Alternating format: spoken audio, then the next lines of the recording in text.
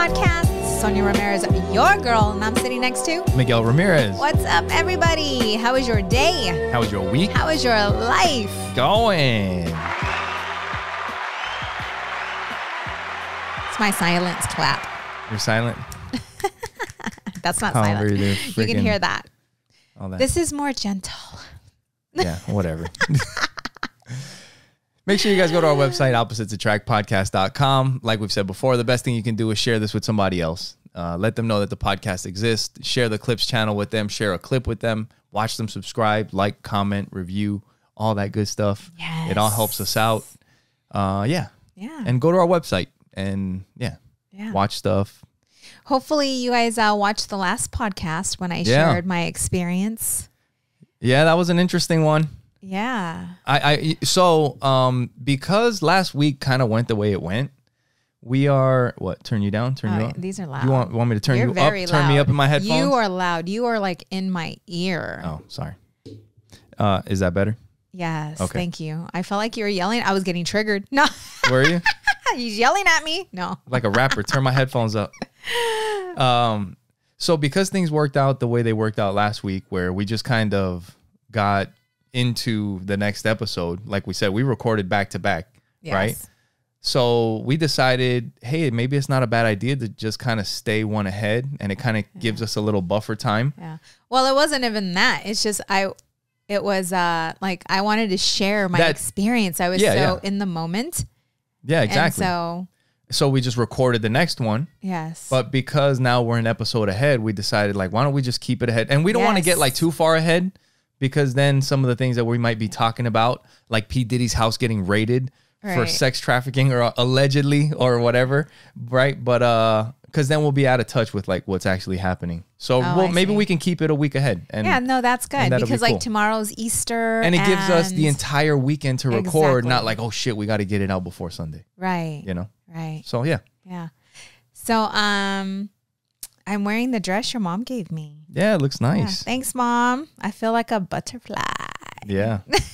Yeah. But my mom had called me and she's like, so I listened to your last podcast. I'm like, oh, yeah. Wait till you hear the next one. Oh, my God. She's like, I'm very curious. Yeah. I'm like, yeah. So very interested, or not interested, but just intrigued on what she's going to say about this podcast that is coming up. I am interested. Well, the cool thing about recording this like this is that podcast, as we record this, hasn't came out yet. No. So we don't know what the reaction is to that podcast yet. Yeah. And it's great that I've been working on being okay with people disagreeing with me or not liking me, because, you know, it may turn off, you know, some people, and that's okay. Yes. And that's okay. And I had to work up to that space where it's okay if not everyone likes me, like being that people pleaser. Right. Right. And for those of you that are wondering what episode we might be talking about, let me pull it up. It is last week's episode. It's called Sonja's Reflections, a weekend experience with Hape, Cambo, and Bufo DMT. Yes. Great. Hey, great. I mean, the whole hey, we decided to do this, right? I know. I mean, it's all good, man. You know what? This podcast is like a reality show. It really is. You guys know all our shit. It is what it is. You guys know all of our business, especially like when you go back and read like or listen to the first episode, the second episode, it really like is. You can really witness our growth. Dude, you guys could listen to like COVID hit during this episode, like all that shit. Like we're all going to die, you know? Yeah. I think we might've been wearing fucking gas masks at one point you know on what's this so episode. crazy? I actually think I'm going to do that. I'm going to do that. What's that? I want to start listening from the old ones? beginning.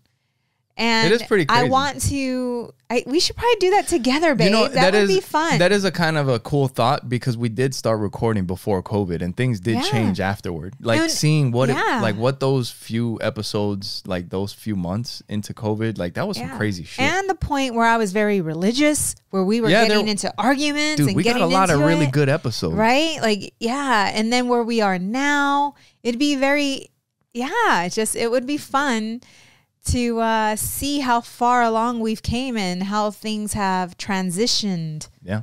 You know, to get us to where we are today. Yeah. Yeah. So anyway, last week was, that was interesting. It was fun.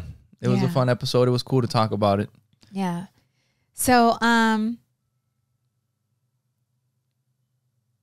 there are so many things that I need to start taking better notes. But I wanted to share, I have on this continued journey of becoming mindful, this continued journey of awakening or enlightenment or becoming conscious. It's a roller coaster. It really is. Yeah.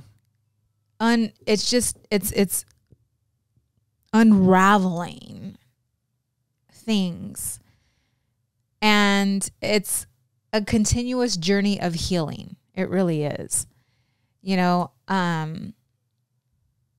yesterday I had a call from a friend, and I've been working in this girls' group home for quite some time and built some really good relationships and all this good stuff with these girls.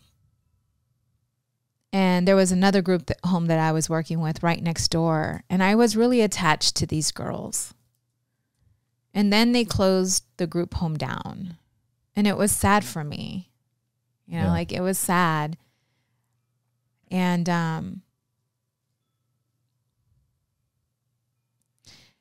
a good friend of mine is here in town, and I took her with me to this group home so that we can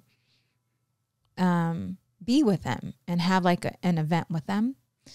And I remember I invited her and it felt good, right? Yeah. And then there was a point where I felt insecure.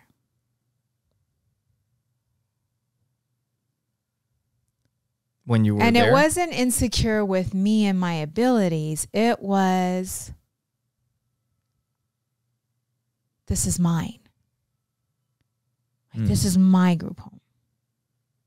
Right? And I didn't run to that. I didn't question it. I ignored it because it didn't feel good. I ignored it. And when we were there, like we were all exchanging, you know, like IG, like Instagram pages, and, Instas. you know, she, you know, got theirs and vice versa. And that feeling came up again. This is mine.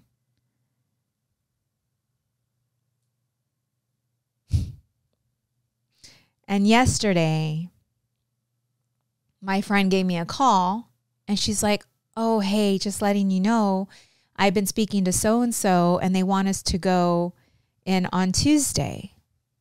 And I have been talking to the owner of the home, but she's been going through a lot.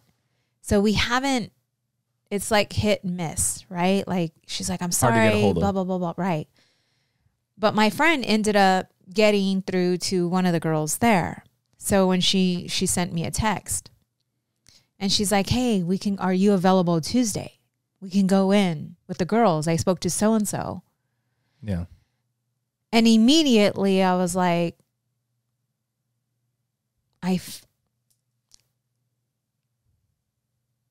and she had, so when I heard that, it was like, again, feeling that uncomfortable of, why are you doing this without me kind of deal. Yeah. Right? And I felt that. And I had sent a message to, this is the first time Miguel's hearing this, by the way. I sent a message to the owner of the home. And because she had asked if we are going to charge. And I had told her, because I had texted my friend back saying, I should be available on Tuesday. I have something going on at this time, but I should be available. Because I was not okay at first, like with her going without me. Yeah. Right? Because this is mine. Right. So then I had sent a message to the owner of the home, and she's like, yes, would love to have you guys, blah, blah, blah, blah. And I told her that we were going to do it on a voluntary basis, that we weren't going to charge for it. Right? And I had took a screenshot of that, like letting Joyce know that I was interacting with her, with the owner of the home. And I didn't even see anything of it. I didn't think anything of it. And then my friend was like, so you reached out to her. And when she said that, woof, I was just like overwhelmed with this feeling. And I'm like, I don't like this feeling. Like, why am I not trusting my friend? Like,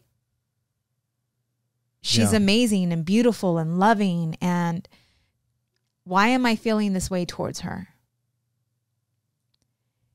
And then, like, I'm processing all this. Last night, you noticed it. You asked me, are you okay? Last night, you asked me that, but I wasn't ready to open yet. Is it like, are you kind of like, is it her or is it me? No, or I knew it was it's me. Oh, I knew it was me because after that, I was like, I'm pretty good at self-processing. Like, I'm recognizing, like, I'm very in tune with me. So then while I'm going through this, I go through, I'm with you. I'm now in the bed with you. And you were asking me, what are you doing? I said, I'm working. Like, I was clearing this up. But then afterwards, I was so into my thoughts, like, where is this coming from? And I just started praying. I just prayed to release it because I want to get some good night's sleep. And I don't want to stay up listening to myself, beat myself up. Because now I'm feeling shame. And now I'm feeling guilt. Yeah. And I'm feeling embarrassed. That's why I didn't want to share it with you. I felt embarrassed. So then I woke up this morning and I felt pulled to come and meditate and figure out what this is, because I don't want to feel this anymore. I don't want to be that person. And where else in my life is it showing up? Like, where else in my life is this showing up?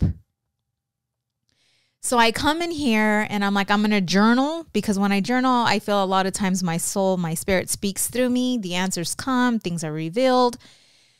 So I'm journaling, I'm writing down what I'm feeling and what's going on. And then all of a sudden, boom, I'm hit with another event. Another event? My last retreat. Your last retreat? My last retreat, I had 2 other coaches with me. And I had really close friends with me there and family. Yeah. Right?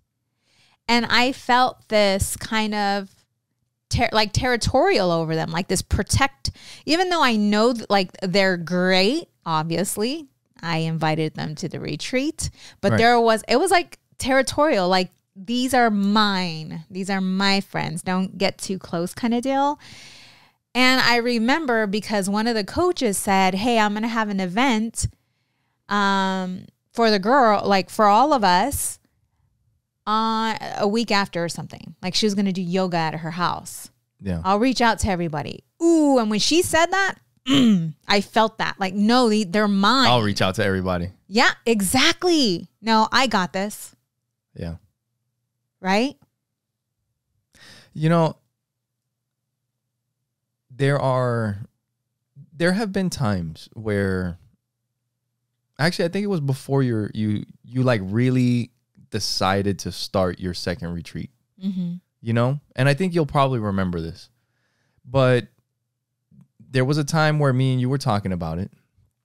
And it was like, I'm going to do this. And then I'm also thinking about working with this person and inviting this person and this and that. Mm-hmm. And I remember talking to you about it. I'm like, well, if you're going to have somebody else, like either you're going to do this by yourself, like do it on your own. And yes, you can have people help or whatever, or it's going to be a collaborative thing.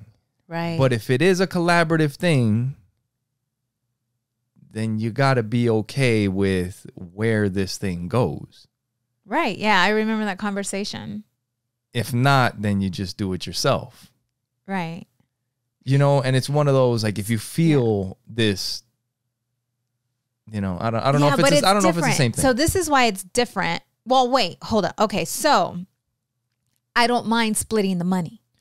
Right? It's not just so much splitting the money. These are your people too. Right. Right. So when as I'm journaling, that came up. Right. And all of a sudden I just felt so bad. Like I was like, and then immediately I'm like, you're going to have to forgive yourself. Right. Yeah. So while I'm writing and I'm like, where is this coming from? Where is this coming from? Where is this coming from? And it came from my childhood. Like I remember having friends, like having people over. Ooh. And especially with my cousins. My two cousins, my two girl cousins were very close in age. And one, I'm like, I would ask, you know, like one would stay the night, and then me and the other one would want to stay the night, then the other one. It was just like a tug of war, right? Between the cousins. And there's times those two cousins were a lot closer to each other than me. And so this little girl felt, which is me, kind of felt betrayed. Like, I thought you were going to stay with me. I thought you were going to stay the night with me. I thought you were like, it's hard. Was one of your cousins like you felt like your best cousin? Yes. And then the other cousin stole her from me. Kind of deal. You know what I'm saying? And so. Not exactly, but, well, I know what you're saying. Yeah. But not exactly the same situation, but I've heard of a very similar one. Mm. Do you know what I'm talking about? No. Joey? Oh.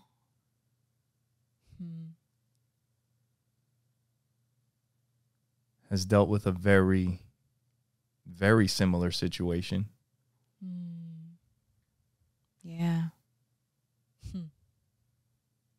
You know, and a lot of times we try to wonder, like, I wonder what it is. What's going on? What could it be? Another thing that came up. I don't know.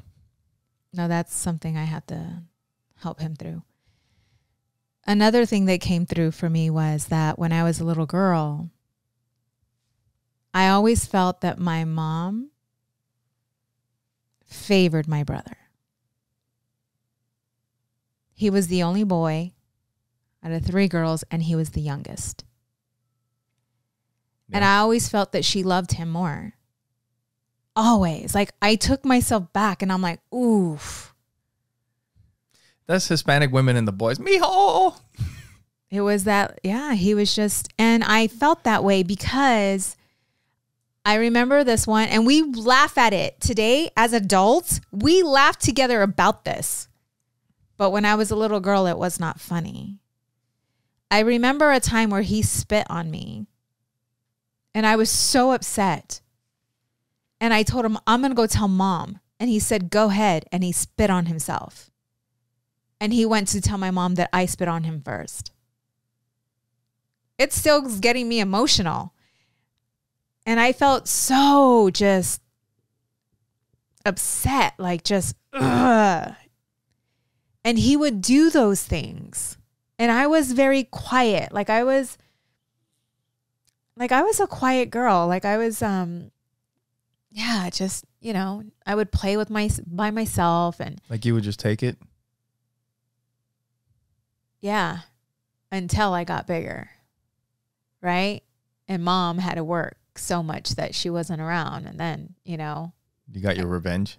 Not revenge, but I would give him shit and he'll run after me with I remember one time I was locked in a bathroom and he had a knife. Like, he was so angry. He was like stabbing the door. But anyways, like, going back to that little girl, there's so many times where we just like dismiss things. We dismiss it. It's like, ooh, this doesn't feel good. And you just immediately just let it go instead of processing, like, where else in my life is this showing up? And I was so proud of myself though, because yesterday, because I am doing, my next retreat I decided to share it. And what's funny is that we made a spreadsheet. And we have a list of everyone that's attending and how much they paid and all this other stuff. And I was in it yesterday working in it. And I noticed that she put their email addresses in there because we were going to email them the waiver for the kayaking and the paddleboarding that we're going to be doing. Nice. And I looked at it and I'm like, I'm not putting my people's emails in there. Kind of like, that's how I felt. Yeah. And then I'm like, Sonja, get over yourself. And I put all the emails in there. So I was proud that yesterday I did get a glimpse of that, but I didn't question it then. I just did it. I'm like, Sonja, get over yourself. And that's when I just put the emails in. And then later on in the evening, this came up again. So it's like God will continue to push you to help you heal through things that you need to heal from so that you can continue to grow and expand and be, Yeah. But I had to go through a process this morning of writing the journal, writing what I felt. I went through forgiving myself, forgiving, my brother. And my brother he's so little. He didn't give a shit. He was just being a little pain in the ass brother. I was going to say that. Yeah. That's being a little brother. Yeah, he was just being a little pain in the ass brother. Because my little brother did the same shit. Everybody that's got a little brother, their brother did the same shit. They annoy you when the parents are around, and then you get revenge when the parents are gone. But it's different when it actually shifts something within you. Yeah. Right? Where you feel like I really felt that my mom loved him more. Yeah, that's tough. Because she would take his side all the time. I would get in trouble. I remember. Yeah. I would get in trouble. Yeah. And that's why. And that's why I didn't have a close relationship with my brother growing up. Like, I would defend his ass. Like, if somebody picked on him, oh, I'm going to beat your ass. But to have that loving, like, and it was because I was upset with him. Like, I was angry at him because he would lie. Yeah. And because he was the youngest, they always believed him. Yeah, I think that shit happens, babe. Yeah. But also it's, revealing like, okay, where is this, where is this coming from? Like, what does that do to the body, to the mind, the thoughts, the emotions that comes with that and lingers into your adulthood? And now you're responding and acting out in a certain way because of this thing that you haven't released or let go or even thought about or even think about. Yeah. I don't know. And some people, like I said, we're all different. You may have been, and the only way to figure out, because you used to tease the shit out of your little brothers, is talk to them and let them know. And then be like, dude, I'm sorry. I was just being a teenager. Like, I love you. I never meant to like. No, I did. No, I've talked to him. Yeah. And I regret what I did. And I can't say I never meant to. I wanted to be an asshole at that time because he used to piss me off. And I regret it now. Yeah. Because I'm older and I understand. Yeah. He was just a kid, but I also understand I was just a kid. Yeah. So I forgive myself for being an asshole at that time with all the shit that I grew up around and all the shit that he grew up around and whatever, dude. Like, it is what it is. I just never thought that was even a thing lingering until like it all came up. And now it's like, okay, now you got to clean your mess up. So then I'm going to call my friend up. Yeah. And I'm going to apologize to her and the other two just to release and let go. So I know you feel like, you were having that feeling when you opened up that spreadsheet, right? I'm not going to put my people's emails in here, but then you put them in and you sent it, right? Mm-hmm. So what does that mean? Does it mean that you always put the emails in and you send it?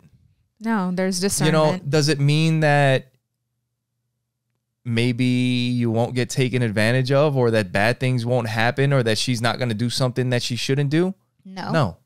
Just put it all out there.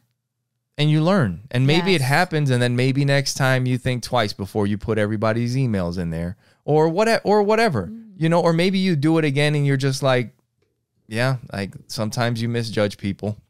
Yeah. Yeah. But it is what it is, I guess, Yeah. But I always feel it's weird because as negative as I might see things sometimes, and I do, like, I don't know, maybe that's just the lenses that I see the world through.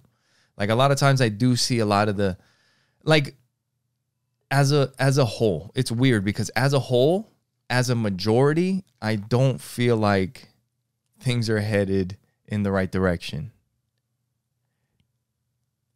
Maybe because a lot of the things that control where we're headed are managed or controlled by people that I don't necessarily trust have our best interest, or maybe they've been brainwashed to a point that they're doing things that I don't believe are in our best interest or whatever.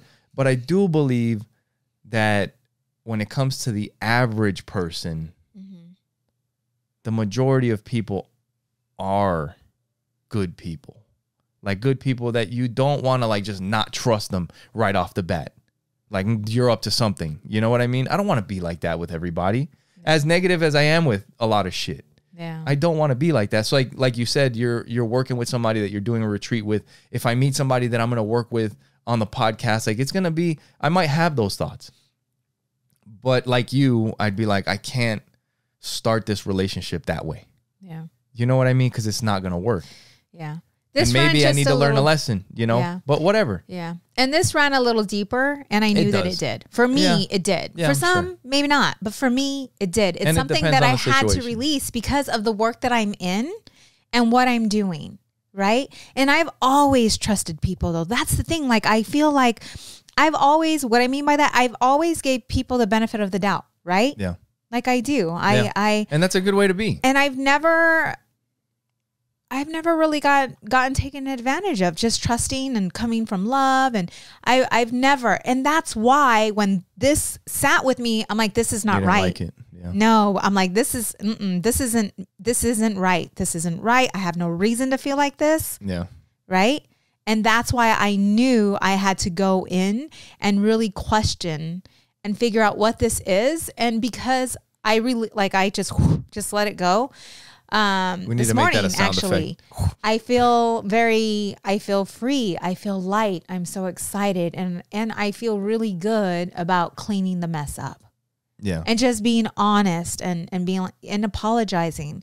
And you know, and she may not even know this. Right. She may not even know this, but I'm pretty sure my one friend does, because she's pretty psychic, not intuitive. And so she probably knew something was going on within me. And then I love that she just gives me the time to be that, to learn from, instead of giving me the answer. She allows me to go through it.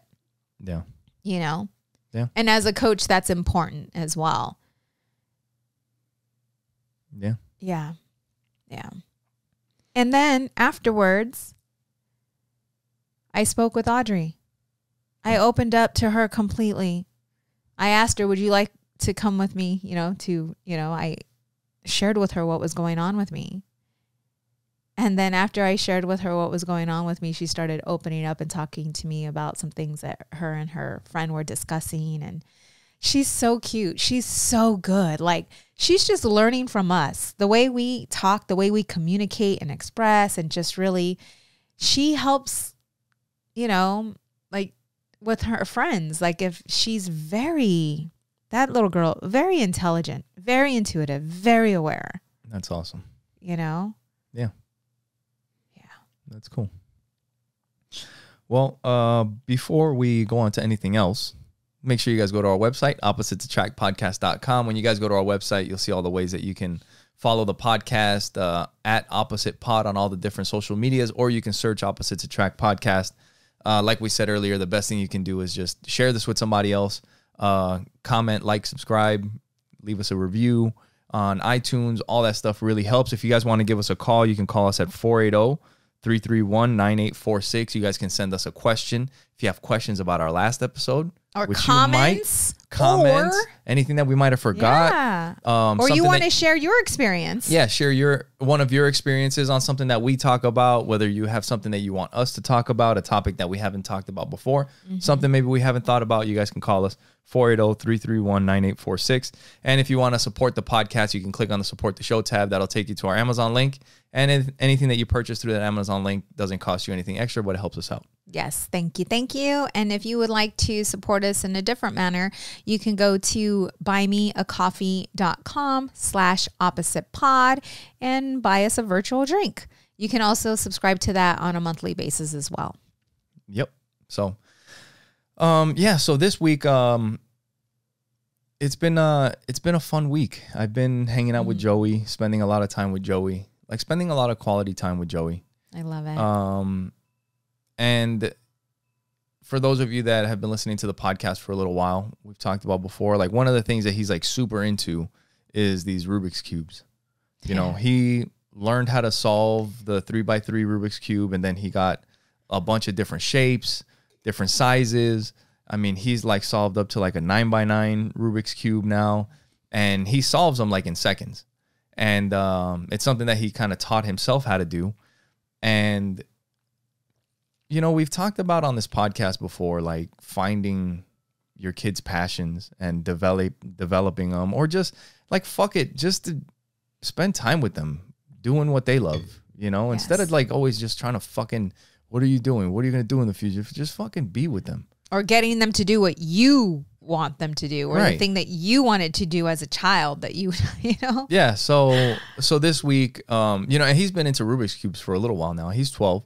And this week I looked up like some competitions, and there was one in Tucson. They don't do very many in Arizona. So I was like, dude, we got to sign up. And sadly, it turns out that it's the same weekend that you have your retreat. I know. If you guys, I don't know if you have any spots left. One spot left. Give us a call. Give Sonja a call. If you guys want to go to her retreat, you can call 602-633-5658. Or you can email healinghearts@sonjaramirez.com. Yeah, do it quick, because that spot may not even be open anymore. But so we found out that the tournament is the same week as your retreat. Yeah. And I know. We're like, you know what? You go do the retreat. You're gonna be with the girls, with Audrey and Michaela. Yes. And I decided maybe I can make it like a boys' weekend. Yeah. And I'll just take him, and it's 2 days, Saturday, Sunday. Maybe me and Joey can spend the night in Tucson in a hotel or something, and we can just kind of spend the weekend. But, you know, I was getting excited just to like spend that time with him. And then I started learning how to mess around with the Rubik's Cube, and I ended up learning how to solve the 2x2 Rubik's Cube this week. Yeah. And he's like super excited that I'm doing it with him. And that's cool. Yeah. Yeah. Seeing him and you guys kind of like battling it out. No, there is no battling it out with him. He will destroy me. I think that it is and so I tell him good that. Because you're stepping into his world, and he kicks ass with the Rubik's Cube, and he knows it. He is very confident in his skills when it comes to Rubik's Cube, and he is showing his daddy how to solve. And so he's like, good job, Dad. Yes, I think that's going to do him very good with his confidence. You know, and the relationship it's solidifying your relationship. And then playing with the Nintendo, like the sports Nintendo, cool, you guys been doing that. Yeah. But with the competition, we downloaded all the rules and the schedule and all of that to see like when he's going to be competing and kind of like the time limits, like when you get disqualified. So we know the rules, because he's never done it before. But he's excited. Like, he's going to get an ID number after he competes. So, like, he's an official cuber. He's a cuber. He's a cuber. He's got his cuber ID number and everything. Yes. So, and I'm like, dude, that's cool. They're going to track your times and all that. And I was kind of thinking, I was like, I wonder if he would like me to compete with him. Like, not compete against him, Yeah. But like for us to compete in the same tournament, because obviously I'm not going to be anywhere near him. He solves the 2x2 and he's doing the 2x2, the 3x3, and he's doing the triangle Rubik's Cube. He's competing in that one too. Okay. I'm only going to, well, I was thinking if I do anything, maybe I'll just do the 2x2. And I'm not expecting like to be beating people because I just learned how to do it this week. Yeah. And the only reason that I would do it is because the time limit is 10 minutes and I did it and I can solve it within 10 minutes. Yeah. So at least I'll place or whatever. But then I started thinking about it and I'm like, dude, what if I show up to this freaking Rubik's Cube competition and it's like a kid's thing? And then this big ass man. There's like kids that are excited to do this fucking Rubik's Cube competition. And then they see and then this you got man. a fucking 40-year-old and the 40-year-old's fucking beating the fucking 10, 11-year-olds and they're all crying and shit. I'm like, fucking whooped your ass. You know? There's a movie I'll be like, I was like, I can't fucking do that. That would be horrible. That spelling bee. The spelling bee movie. What the hell was that? There's a movie like that where like this guy finds out that within the rules there is no age limit. So he starts joining these spelling bees. Right. And he just starts destroying kids and the kids are all getting mad. Parents are getting pissed that there's this fucking... Yes. He's like, why don't you go, fucking get a job or some shit, you know? But I started thinking, I was like, dude, that'd be kind of cool. And then I was like, that may not be a good idea. Right. That's hilarious. I was like, that would be so funny. I'll just leave it to Joey. I'll let him do it. That'd be so funny though. Yeah. But yeah. Yeah. No, it's good stuff. Joey's very excited about going to science camp. Yeah. He loves science. Go figure, of course. You know, like they both had dental appointments. So I picked him up a little early and he was like, Mom, couldn't you come a little later? I'm like, no, dude, we have our appointment. I'm like, why? What's up? He's like, because we were learning this cool thing in science. And I'm like, aw. I like that. That's awesome. Know? Yeah. Yeah. Yeah. So there's a couple things that I wanted to get into. But before that, I wanted to read a couple quotes that I came across. The first one, I came across in a jiu-jitsu video, but it has to do with one of the quotes that Eckhart Tolle said in The Power of Now about like if you're in a situation that is unbearable. You know, he said that, and I remember in The Power of Now, he said that there's 3 things that you can do, right? You can change it, you can accept it totally, or you can something else. I can't remember. Go back to the last couple episodes and give us a call and let us know what that was because we already forgot. Or do something about it. Yeah, something like that. And that's pretty much this was one of those. Yeah. If you can't change your circumstance, change your mindset. Jordan Pressinger from Jiu-Jitsu. Yeah, one of the Jiu-Jitsu videos. And another thing is you never know how strong you are until strong is your only choice. That's a good one. That was Bob Marley. Ooh, that is so good. That was Bob Marley. That is so good. That's like when you are, well, it's kind of like the retreat. I mean, I think of that because that's the new thing that's happening for me is that, and it's being scared and doing it anyway, being unsure, doing it anywhere, having fear, but doing it anyway. Yeah. Yep. You know? Exactly. Yeah. Yeah. And that also helps with confidence. It helps with joy. It's like we were talking about that sports psychology video. It's like you can't sit there and visualize. You got to start doing. Right. Yeah. You got to start putting yourself in uncomfortable situations. Yeah. And it could be things that make you nervous. Right. Yeah. Like joining a competition, learning something new learning something new. It's like putting yourself out there. Yeah. You know, when I think of that, because I've been thinking about that a lot, actually. It's learning something new, which I would like to learn how to play the guitar. I shared that with you. You've been talking about that, yeah. And the one that came up for me was that bodybuilding contest. Still? You know? Well, that's something that would be very fearful. Like being, you know, just like, whew. But the training that goes behind that, I don't know if I want to put my body through that. I don't think I'm... Well, there's different types too. So you got to look at the one that's right for you. Right. You know, but it's just, putting yourself in uncomfortable situations and doing it anyway. Like going for a hike on by yourself, if that's something that you're not, if that's something that you're not comfortable with. Yeah. And it's continuing to do that. They say when people retire, when, you get to a certain age and you decide to retire and you're just like in that mindset of, oh, I'm just going to do nothing. It's like when you start to deteriorate. Like you die right after that. Yeah, because you don't have long left. Yeah. Yeah. That's sad.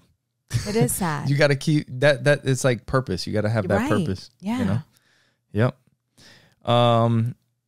So the power of now, I'm in chapter 5. Okay. And there's a couple things that I wanted to bring up. Not too much, but there was one part where they were talking about presence and like awareness of the moment. And I like this analogy that said presence is like a cat looking at a mouse hole. Oh. Like if you can imagine what that is like, your mind is on nothing else but that mouse hole. And the other thing that I got was when you become conscious of being, what is really happening is being is becoming conscious of itself. Say that again. When you become conscious of being, what is really happening is being is becoming conscious of itself. Right. It's it's different. It's like a step. It's a step further. Because there's one thing of when you're in these moments in nature and you notice how beautiful a flower is, or the sound of the wind passing your ears and flowing through the trees, and your mind clears for that moment, right? And that's the only thing. You're just taking in the beauty of where you are. Right. That is one thing. Being aware of that happening is another thing. Right. Yeah. That's like the next step, which is what this is talking about. That's the presence, is being aware. It's weird. Yeah. Yeah. It's beautiful. And when you can start, because I think what happens, the reason that is so important, like it's kind of coming together right now, is that because these moments of presence, when they happen like that, when you're staring into space and you're like, oh, wow. Or when the wind is blowing through the tree, it just happens. Santori, right? That's what we were talking about. That's the Japanese word for it. It just happens. You don't make it happen. But when you're aware that you can have these moments, you can make these moments happen if you practice it. Right? Which is why it's important to become aware of those moments of, I guess, no mind is what I think he called it in the power of now, right? Yeah. Yeah. It's pretty cool though. Yes. The picture of a mouse watching a mouse hole, like I was like, so good. It's like Tom and Jerry, right? Yeah. Yeah. Yeah. Yeah. That's funny. That's what I think about when you said that. And with you and I, this podcast, it's being present with each other for an hour. And I remember when I first started, I couldn't be present 100%. Because you were nervous. Because I was nervous and I was thinking about how I was going to respond or what was I going to say. How you were so going to look. that it didn't sound, yes. How you were going to, how you were going to sound. Crickets. And now I'm okay with the silence between. This is a good, okay. So do you think, what would have had more of an effect to help you get over that? Doing it over and over and over, because you did both. We never stopped. Or visualizing and mentally getting comfortable with that. Wow. doing it over and over again.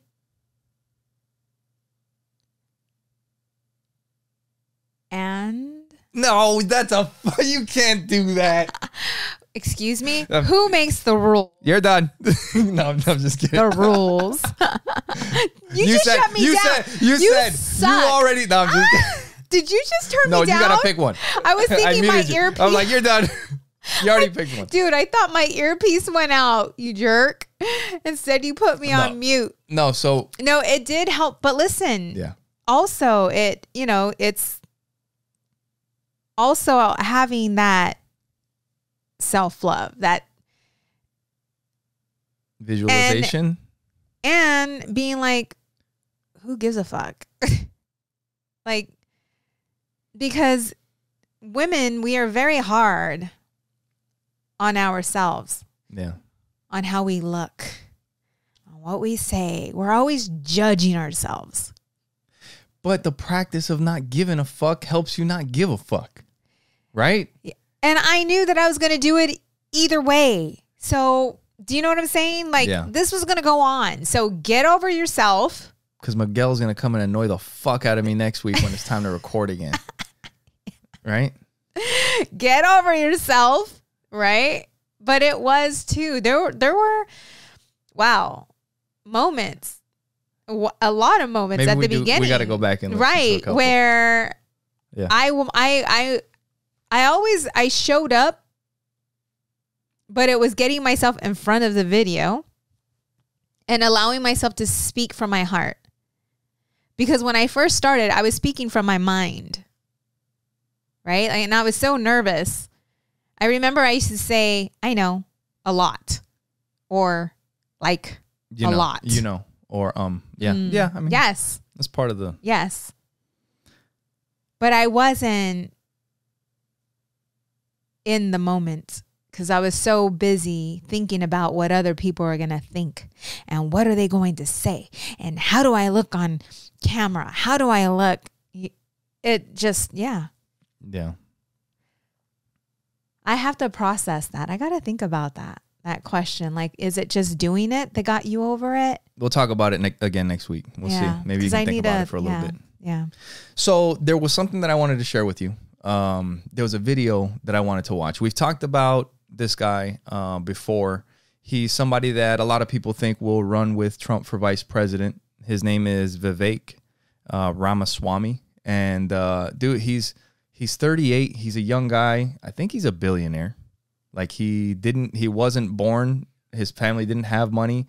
He built businesses. Like look this guy up. I mean, he is a really sharp guy. And he's going around talking and he's gaining a lot of popularity. And he's kind of talking about a lot of the important issues that are, that our country's having problems with. And I just kind of wanted to get a reaction to this video. It's called The Great Uprising. So let's check it out.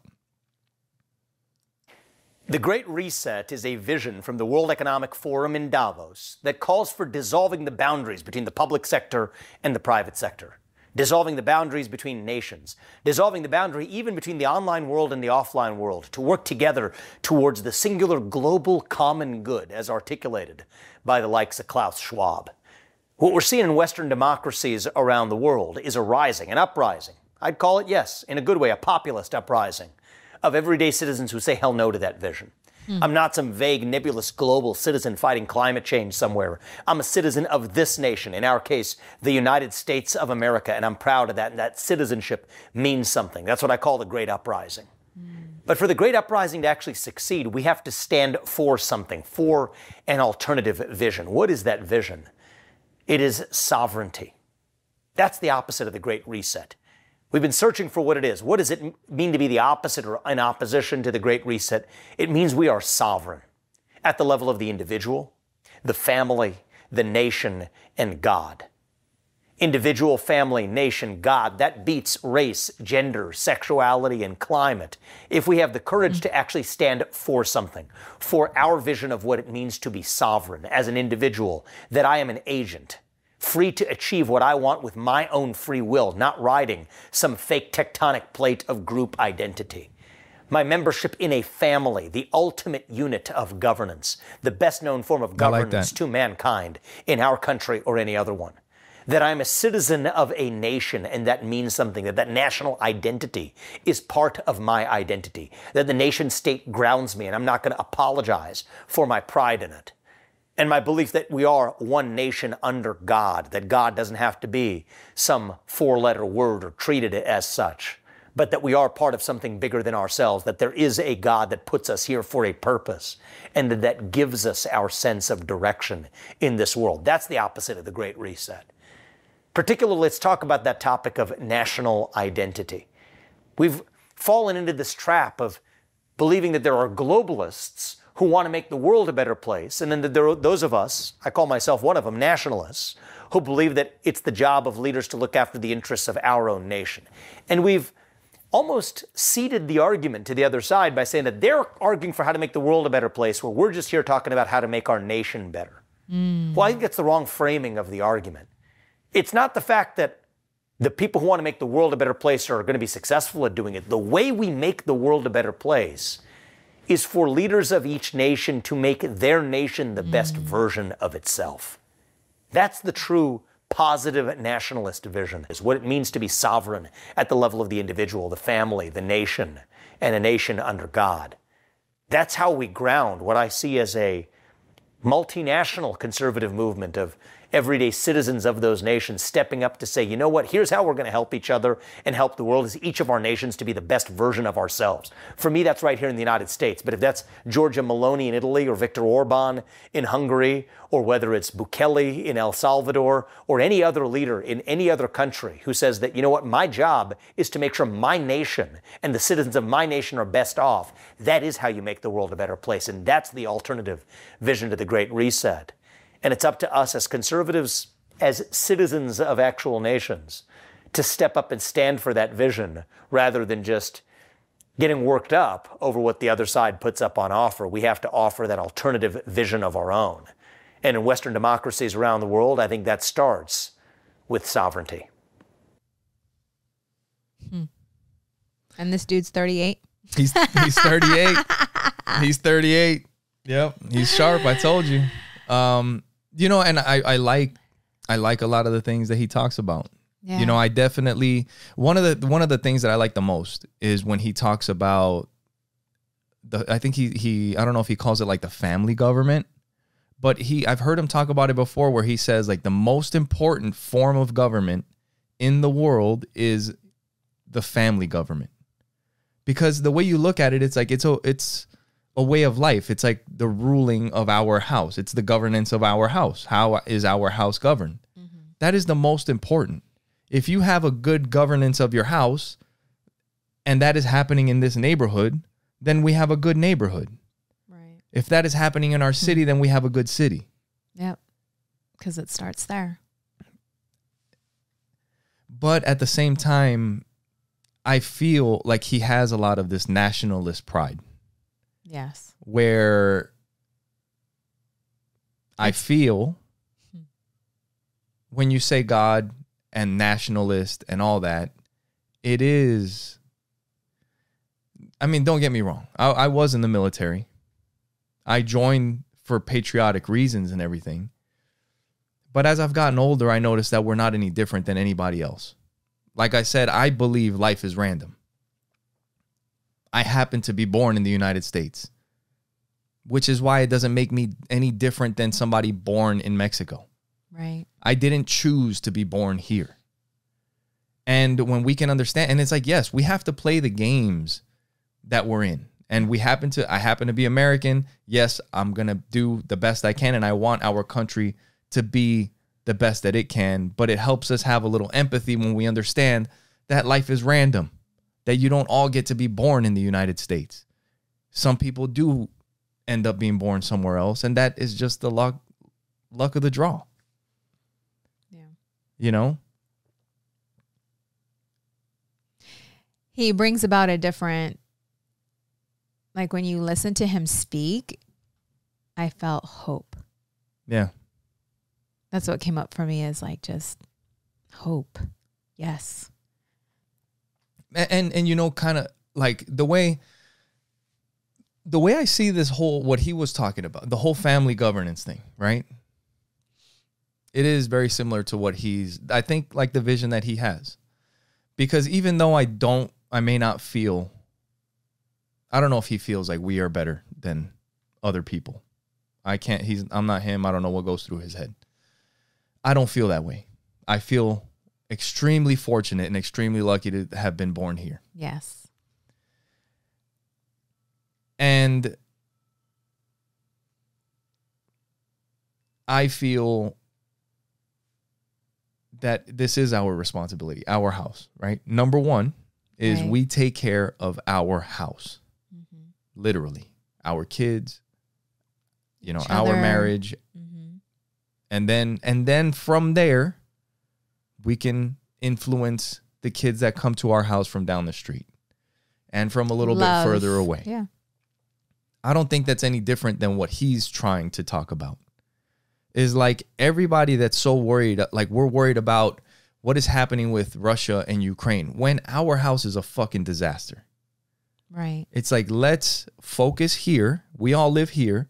Let's focus here first and sort out all these fucking problems that we have. And then we can worry about trying to help somebody else out. But until we get these veterans off the freaking street, we can't be letting in more people. Until we get the homeless people that are citizens of the United States, we figure out what we're going to do with these people. We can't be letting in everybody else from every other country. Like, let's figure our stuff out. And then once we have a handle, I mean, we don't have to fix everything. Right. But once we get a handle and a good, plan in place, then maybe we can start figuring out, like, how the fuck are we supposed to help the rest of the world? Like, seriously, are you fucking kidding me? Like, we're out helping people. Who the fuck are we going to help when we have homeless people everywhere? When we have inflation going like crazy? When our dollar isn't like, they'd be like, yeah, thanks, but no thanks. You motherfuckers keep doing your thing over there. We don't want your help. Yeah. If somebody that was in our position came over to help you, you'd be like, I think I'm doing all right over here. I don't need your help. Right? Get your shit together. Which is a different, maybe that's a more aggressive or direct way to say it, but that's kind of what it is, right? Yeah, it's just, yeah. I mean, we've talked about this before. It's, we take care of our family and we lead by example. I just wish that we just go out in the world, and for me, it's just. And that's the change that we need, like our leaders to understand. It's like, dude, fucking stop already. Stop worrying about what's happening everywhere. Like, yes, we can keep an eye on them. Make sure that they're not going to screw us over or something, because we gotta be aware, right? You still gotta keep an eye. But damn, we got some problems going on. Like, let's figure out our stuff back home. That's what we need. You can't be worried about everybody else's shit. Israel and Palestine, Russia and Ukraine. Like, what other stuff are we doing? It's like our education system is fucked. How about you get somebody thinking about this a little bit? Right. Yeah. And once we figure it out, then we can go and that's the thing. Really make a difference. Because if we don't have it figured out, how are we supposed to help that's what I'm saying. Another country or another figure it out when we don't even know what we're doing? It's like offering. It's like a blind man eating or leading another blind man. Okay, so the blind leading the blind. Okay, so let's say one thing that a lot of people know is that in these Middle Eastern countries, right, where we go and help instill freedom or whatever we do over there, they don't have like a lot of, like, they don't have school the way we have school, right? And it's like, we're going to help you implement schools.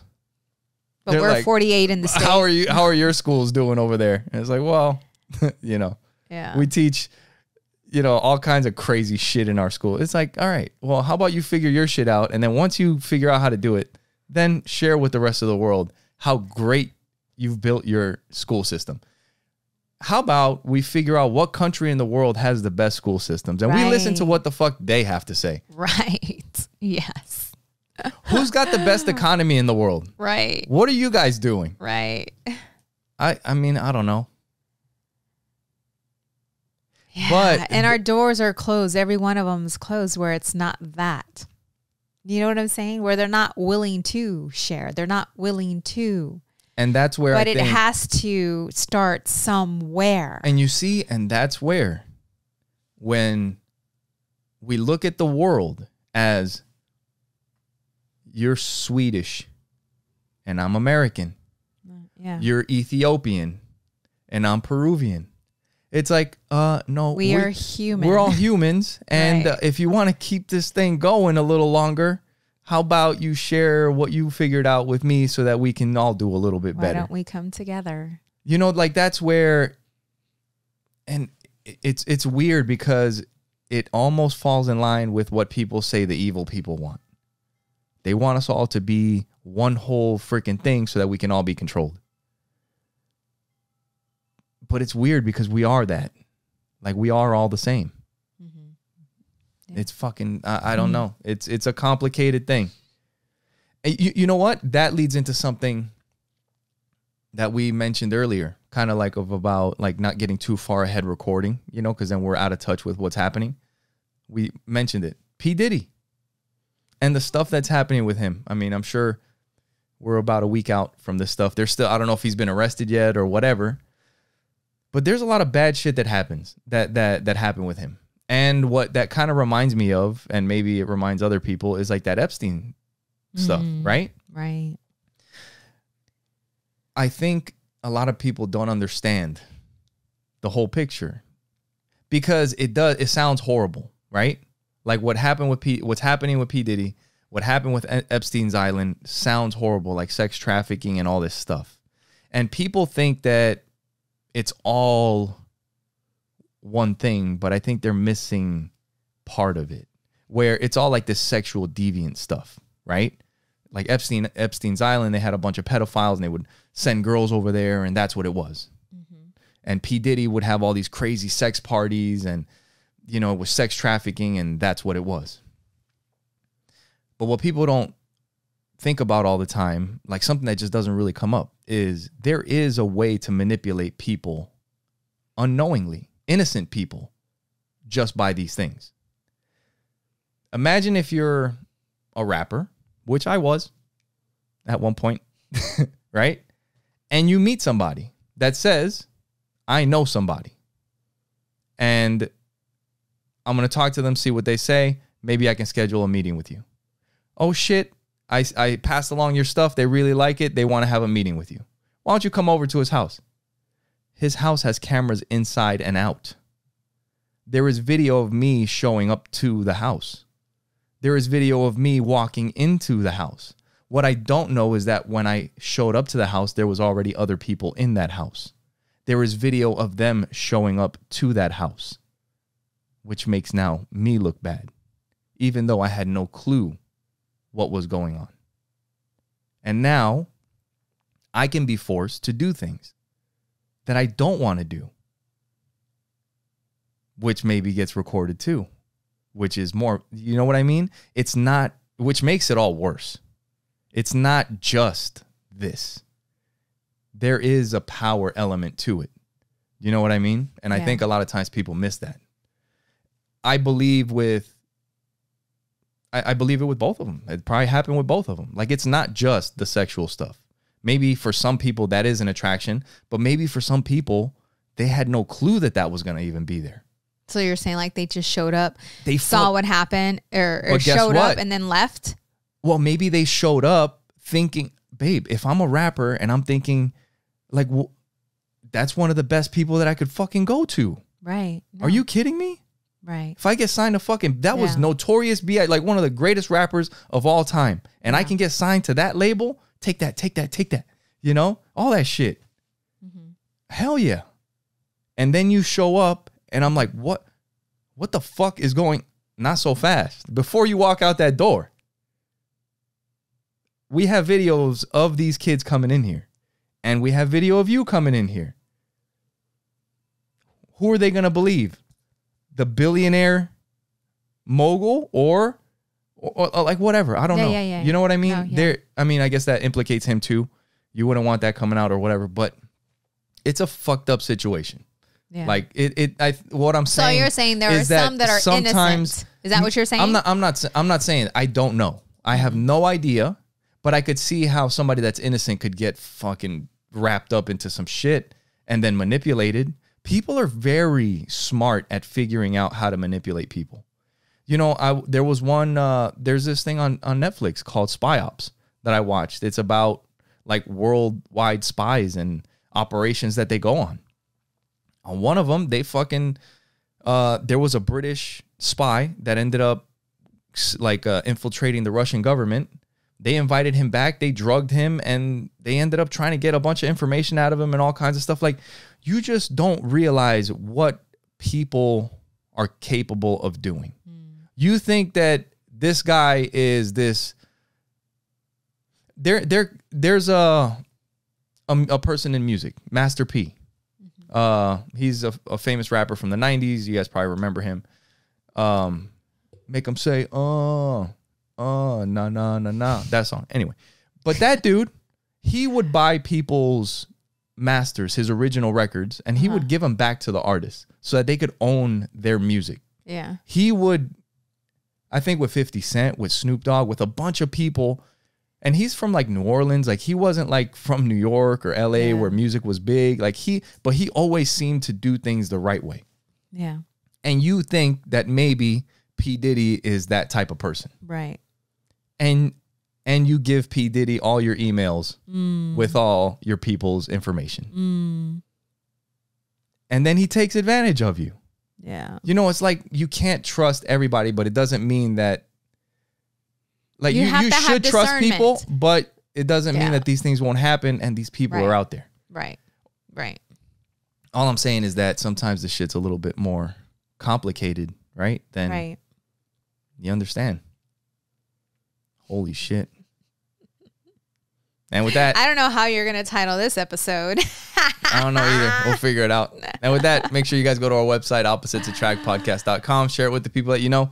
Like I said before, the best thing you can do is send them your favorite clip and have them subscribe, comment, all that. Happy Easter, everyone. Oh, yeah. It's Easter. Yeah, tomorrow won't be when they listen to this, but it's all good. You guys will get it. Yeah, that Easter. Sending you blessings anyway. The Easter Bunny will be hopping around. Thank you guys for your love. Thank you for your support. And thank you for watching Opposites Attract Podcast. Where we get better together. Bye.